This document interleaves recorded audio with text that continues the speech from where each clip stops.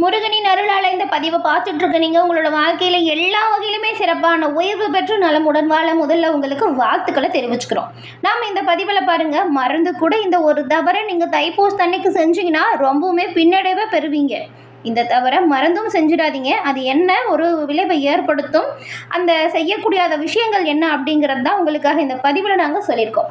இந்த பதிவு நிச்சயமாக நீங்கள் பயன்பெறக்கூடிய வகையில் இருக்கும். அதனால் ஸ்கிப் பண்ணாமல் முழுமையாக பாருங்கள்.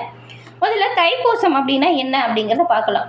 இந்த தைப்பூசம் பாருங்கள், உலகம் முழுவதுமே இருக்கக்கூடிய பக்தர்களால் கொண்டாடப்படக்கூடிய ஒரு முக்கியமான விரத வழிபாட்டு நாளாக பார்க்கப்படுது. இந்த நாளில் முருகப்பெருமான மனமாற நினச்சி நம்பிக்கையோடு விரதம் இருக்கிறதுனால முருகப்பெருமானோட பரிபூர்ண அருளையுமே பெற முடியுங்க. முருகப்பெருமான் வழிபாடு தவிர இன்னும் என்ன வழிபாடுகள் செஞ்சால் நன்மைகளை பெற முடியும் அப்படிங்கிறதையும், இந்த தைப்பூசம் அன்று என்ன செஞ்சால் சிறப்பான உயர்வை பெற முடியும், என்ன விஷயம் செய்யணும், என்ன மாதிரியான விஷயத்தை தவிர்க்கணும் அப்படிங்கிற ஒரு முழுமையான தகவலையும் உங்களுக்காக இந்த பதிவில் சொல்லியிருக்கோம். ஸோ ஸ்கிப் பண்ணாமல் பாருங்கள். நம்ம தொடர்ந்து முருகனின் அருளை பெற என்ன செய்யணும் அப்படிங்கிறத பார்க்கலாம். தைப்பூச சிறப்பு அப்படின்னு சொன்னாலே ரொம்பவுமே விசேஷமான ஒரு நாள் அப்படின்னு சொல்லலாம். இந்த நாளில் எல்லா முருகன் கோயிலுமே சிறப்பாக பூஜை புனஸ்காரம் எல்லாமே நடக்கும். நிறைய பக்தர்கள் பாருங்கள், நேர்த்திக்கடனை தைப்பூசத்தில் செலுத்துவாங்க. பால் குடம் எடுத்தல், காவடி எடுத்தல் போன்ற நிறைய முக்கியமான விரத முறைகளுமே அன்றைய தினம் அனுஷ்டிக்கப்படுது. தமிழ் கடவுளான முருகப்பெருமானுக்குரிய விழாக்களில் ரொம்பவுமே ஒரு முக்கியம் வாய்ந்தது இந்த தைப்பூசம். 27 நட்சத்திரத்தில் 8வது நட்சத்திரமாக வருது இந்த பூசம். தை மாத பௌர்ணமியோடு இணைஞ்சு வரக்கூடிய பூசம் நட்சத்திரம் தான் ரொம்பவுமே புண்ணியம் நிறைந்த இந்த நாளாக பார்க்கப்படுது. முருகப்பெருமானுக்குரிய விரத நாள் மட்டும் இல்லாமல் இந்த நாளில் நாம் முருகப்பெருமானை மனமாற நினச்சி வழிபாடு செஞ்சு நம்ம வைக்கிற பிரார்த்தனை பாருங்கள், விரைவில் முருகனின் அருளால் நடக்கும் அப்படிங்கிற ஒரு விஷயம் இருக்குது. உங்களுக்குமே முருகன் ரொம்பவும் பிடிச்ச கடவுள் அப்படின்னா அறுபடை முருகனுக்கும் அரோகரா அப்படிங்கிற மந்திரத்தை மறக்காமல் 3 முறை பதிவிடவும் செய்யுங்க. இந்த மந்திரத்தை பதிவு செய்யும்போது கூட உங்கள் ஆள் மனதில் ஒரு பிரார்த்தனை நினச்சிக்கிட்டு செய்யுங்க. அந்த பிரார்த்தனை விரைவில் நடக்கும். நன்மை எல்லா வகையிலுமே உங்களை வந்து சேரும்.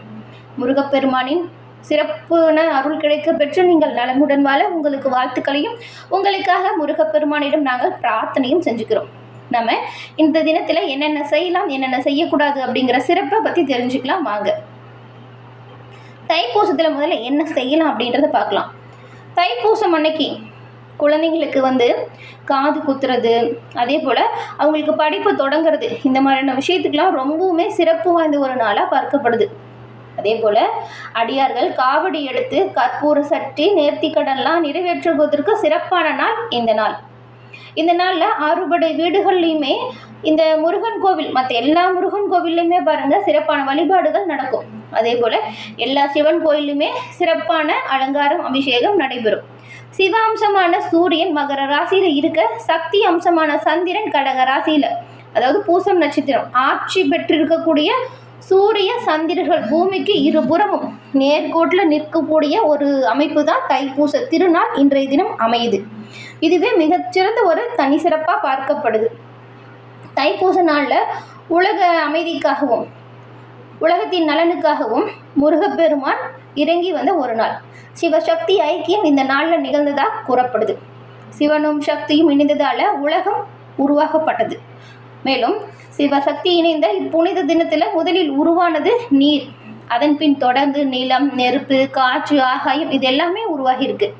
இதனால தான் உலக இயக்கத்திற்கு ஆதாரமாகவும் அவசியமாகவும் இருக்கக்கூடிய பஞ்சபூதங்கள் பிறந்த ஒரு புனிதமிகு நாளாகவும் இந்த தைப்பூசம் பார்க்கப்படுது.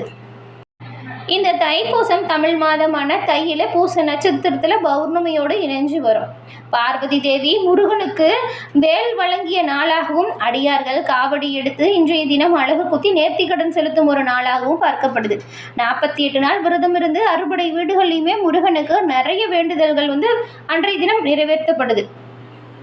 வேல் வழிபாடு ரொம்பவுமே சிறப்பு வாய்ந்ததாக இருக்குது. பார்வதி தேவி முருகப்பெருமானுக்கு சூரனை அளிக்க வேல் வழங்கிய நாள் இந்த நாள். முருகனுக்கு வேல் வழிபாடு செய்கிறது ரொம்பவுமே சிறப்பான பலனை ஏற்படுத்தும். அதே போல் பக்தர்கள் பாருங்கள், அன்றைய தினம் காவடி எடுக்கிறது, பால் குடம் எடுக்கிறது போன்ற பிரார்த்தனையை செய்வாங்க. அழகு குத்துற பிரார்த்தனையும் நேர்த்திக்கடனையுமே நிறைய முருக பக்தர்கள் அன்றைய தினம் செலுத்துவாங்க. பழனி தண்டாயுதபாணி சுவாமி கோவிலில் தைப்பூச திருவிழா ரொம்பவுமே கோலாகலமாக நடக்கும். பல்லாயிரக்கணக்கான பக்தர்கள் பாருங்கள் பழனிக்கு பாத யாத்திரையாக செல்வாங்க. தைப்பூச விரதம் அப்படிங்கிறது மார்கழி மாதத்தில் தொடங்கி தைப்பூசத்தன்னைக்கு முடிக்குவாங்க. இந்த விரதத்தை மேற்கொள்வது நினைச்ச காரியத்தை நிறைவேற்ற உதவியாக இருக்கும். பூச நட்சத்திரம் பௌர்ணமி சேரும் இந்த நாள் ரொம்பவுமே சக்தி வாய்ந்த நாளாக பார்க்கப்படுது. சிவன் மற்றும் பார்வதி தேவியும் இந்த நாளில் சிறப்பு வழிபாடு செய்யப்படும். அதே போல் என்ன விஷயம் இந்த தைப்பூசத்தில் செஞ்சால் நன்மையை பெறலாம் அப்படிங்கிறத பார்க்கலாம். முருகனுக்கு நாம் பால் குடம் எடுக்கிறது, காவடி எடுக்கிறது, இது மட்டும் இல்லாமல் நீங்கள் உங்கள் வீட்லேயுமே இந்த தைப்பூச வழிபாடை செய்யலாம். மனமாற முன்னாடி நாளே வீடெல்லாம் சுத்தம் செஞ்சு வச்சுட்டு காலை எழுந்து குளித்து முடிச்சுட்டு உங்கள் வீட்டு பூஜை அறையில் தீபம் ஏற்றி முருகப்பெருமானை மனமாற நினச்சிட்டு ஓம் சரவண பவ முருகா போற்றி அப்படிங்கிற மந்திரத்தை 108 முறை நேரம் கிடைச்சா சொல்லுங்கள். இல்லைன்னா 11 தடவை இந்த மந்திரத்தை சொல்லி உங்கள் வழிபாட்டை ஆரம்பிங்க. அதே போல் வீட்டுக்கு அருகில் எந்த ஒரு முருகனாலயம் இருந்தாலும் சரி, மனமாற முருகன் வழிபாட்டை செஞ்சுட்டு அன்றைய தினம் மாலை உங்கள் வீட்டு பூஜை அறையில் முருகனுக்கு பிடித்த உணவுகளை படைச்சி நெய்வேத்தியமாக வச்சு பூஜைகள் செஞ்சு அன்றைய விரத முறையை நீங்கள் முடிக்கணும். அதே போல் நம்ம முதல்ல பார்த்த விஷயம் என்ன, இந்த தைப்பூசத்தில் மறந்தும் இந்த ஒரு சில விஷயத்தை செய்யக்கூடாது அப்படின்னு சொன்னோம். அது என்னென்ன விஷயம், என்ன செய்யக்கூடாது அப்படிங்கிறத வாங்க இப்போ நம்ம பார்க்கலாம். தைப்பூசம் பாருங்கள், இந்த 2026 பிப்ரவரி 1ஆம் தேதி, அதாவது ஞாயிற்றுக்கிழமை வருது. முருக பக்தர்கள் விரதம் இருக்கும் பொழுது பாருங்க, மறந்தும் அசைவ உணவுகளை தவிர்த்தே ஆகணும். கோபம், பொறாமை, பொய் பேசுறது இதையுமே நீங்கள் தவிர்க்கணும். அதே போல் நீங்கள் முருகனுக்கு விரதம் இருக்கும் பொழுது மற்றவங்கள பேசுறது, அவங்கள பற்றின தீய எண்ணங்கள் வருது, இந்த மாதிரியான விஷயத்தை கைவிடணும். யாரையுமே புறம் பேசக்கூடாது. அதே போல் சண்டை சச்சுறுகளில் ஈடுபடக்கூடாது. நீங்கள் முருகனுக்கு விரதம் இருக்கும் பொழுது எப்பொழுதுமே மனமாற ஓம் சரவணபவ முருகா போற்றி இந்த மந்திரத்தை சொல்லுங்கள். இது நல்லது. இதை தவிர்த்தா ரொம்பவுமே ஒரு முருகனின் அருளை பெறுவது ரொம்பவும் கடினமான விஷயமா இருக்கும். கோபம் பொறாமை கூடவே கூடாது. முருக பக்தர்களுக்கு உடலையும் சரி மனதையும் சரி தூய்மையாக வச்சுக்கணும். அதுவும் காவடி தூக்கக்கூடியவங்க இந்த விரத முறைகளை கண்டிப்பாக பின்பற்றணும். தைப்பூசத்தில் என்னெல்லாம் செய்யக்கூடாது அப்படின்னா, தைப்பூச விரதத்தில் அசைவ உணவுகளை முழுமையாக தவிர்க்கணும். பொறாமை, கோபம், பொய் பேசுகிறத தவிர்க்கணும். மற்றவங்களை பற்றின தீமைகளை பேசுகிறதையும் தவிர்க்கணும். அதே போல் காவடி எடுக்கிறவங்க கடுமையான விரத முறைகளை பின்பற்றணும். விரதத்திற்கு இடையில் உணவு அருந்துவதையும் நீங்கள் தவிர்க்கணும். மன அழுத்தம் அப்படிங்கிறது எப்பவுமே இருக்கக்கூடிய ஒரு விஷயமா இருக்கும். மன அமைதிக்காக நீங்கள் மனமாற முருகப்பெருமானை நினைச்சு பிரார்த்தனை செய்யணும். தேவையற்ற வாக்குவாதத்தை மற்றவங்கிட்ட செய்யறதையும் தவிர்க்கணும். சண்டை சச்சுறுகளில் ஈடுபடக்கூடாது. உடல் மனம் தூய்மையாக வச்சுருக்கணும். தைப்பூசம் அன்னைக்கு என்னெல்லாம் செஞ்சால் சிறப்பான பலனை பெற முடியும் அப்படிங்கிறத பார்க்கலாம். காலை 4:41 மணிக்கு முன்னாடியே எழுந்து நீராடி முருகன் கோவிலுக்கு செல்வது சிறப்பு. முருகப்பெருமானுக்கு பால் காவடி, பன்னீர் காவடி அல்லது புஷ்ப காவடி எடுத்து வழிபாடு செய்கிறதுனால உங்களோட பிரார்த்தனை விரைவில் நடக்கும். எல்லா வகையிலுமே சிறப்பான உயர்வை நீங்கள் பெற முடியும். அறுபடை வீடுகள் அல்லது அருகில் இருக்கக்கூடிய முருகன் கோவிலுக்கு சென்று முருகப்பெருமான மனமாற பிரார்த்தனை செய்து வழிபாடு செய்யுங்க. அப்படி செய்யும் போது 7 நெய் தீபம் ஏற்றி உங்களோட பிரார்த்தனையை மனமாற நம்பிக்கையோடு முருகன் கிட்ட சொல்லுங்க. அந்த பிரார்த்தனை விரைவில் நடக்கும். அதை தொடர்ந்து மாலை 6 மணிக்கு உங்கள் வீட்டு பூஜை அறையில் விளக்கேற்றி முருகனை வழிபாடு செஞ்சுட்டு உங்களோட விரதத்தை நிறைவு செய்யலாம். அதே போல் உங்களுக்கு முருகனின் பரிபூர்ண அருளாலும் உங்கள் தொழில், குடும்பம், வியாபாரம் இதில் எல்லாமே சிறப்பான உயர்வு பெறணும் அப்படின்னு நினச்சிங்கன்னா தைப்பூசம் அன்று உங்களால் முடிஞ்ச அளவுக்கு ஏழை எளிய நபர்களுக்கு அன்னதானம் செய்யுங்க. இதனால் நன்மையும் நல்ல ஒரு உயர்வும் நீங்கள் நிச்சயமாக பெற முடியும்.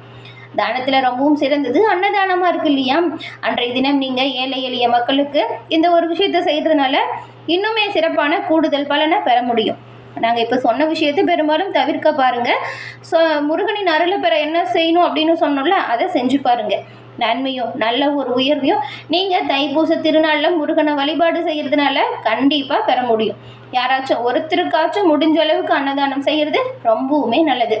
இந்த ஞாயிற்றுக்கிழமையில் இந்த தைப்பூசம் வருதுங்க, பிப்ரவரி 1ஆம் தேதி. அதனால் இந்த ஒரு நாளை தவற விடாமல் நீங்கள் பயன்படுத்திக்கோங்க.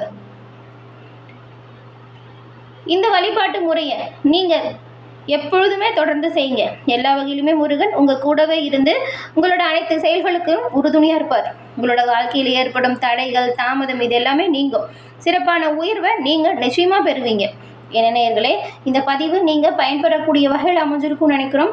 பதிவு பிடிச்சிருந்தால் லைக் பண்ணுங்கள், உங்களுடைய நண்பர்களுக்கும் இந்த பதிவை ஷேர் பண்ணுங்கள். நீங்கள் இப்போ தான் ஃபர்ஸ்ட் டைம் நம்ம சேனலை பார்க்குறீங்க அப்படின்னா மறக்காமல் சப்ஸ்கிரைபும் பண்ணுங்கள்.